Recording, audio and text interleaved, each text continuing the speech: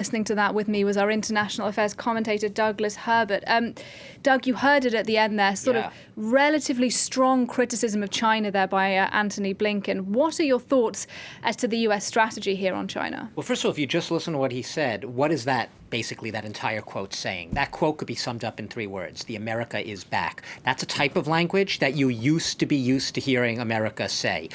Sticking up for human rights, democracy, even if there are cynics who say, well, they're never serious about it, at least they are talking the talk again. It's something, this is language we have not heard in several years. Look, there have been worries in this region because obviously Japan and the place that both the Secretary of State and the Defense Secretary are headed next, South Korea, they are key allies of the U.S., but they could have had reason to wonder in recent years, how reliable an ally will the U.S. be? It's true that Trump did pay several visits and saw Shinzo Abe, the former Japanese prime minister. They had a definite relationship. It wasn't even a bad relationship, especially compared to the way Trump was seen as treating a lot of his European allies. He was relatively okay with Japan and South Korea.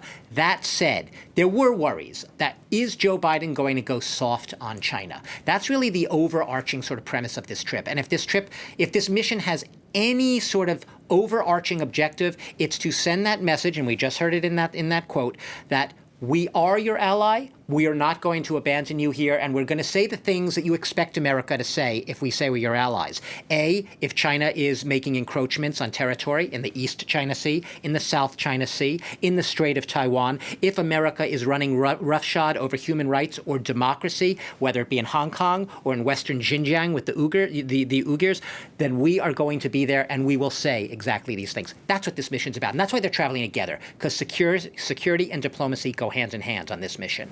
Yeah, Doug, now this is the first trip by 2 cabinet officials since Biden took office. Right.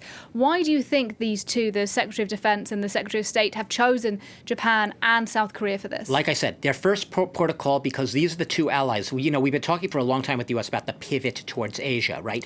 We saw Obama sort of semi-pivot, but then he got caught up again in the Middle East, perhaps against he didn't really want to, but he had the wars in Afghanistan, he had the troops in Iraq, so he couldn't devote his full attention to Asia, but he had wanted to pivot.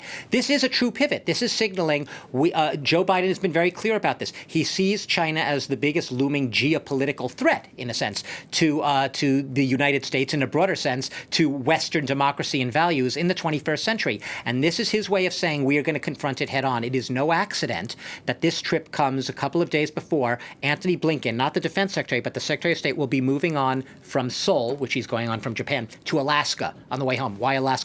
He's meeting with top senior Chinese envoys. It will be the first direct in-person dialogue between the Biden administration and Chinese envoys. They want to try to get a framework. How do we talk to each other? How do we define this relationship? And you could bet that Biden is going to send an equally tough message when he sends Blinken to that meeting in Alaska. Doug Herbert, thank you very much indeed.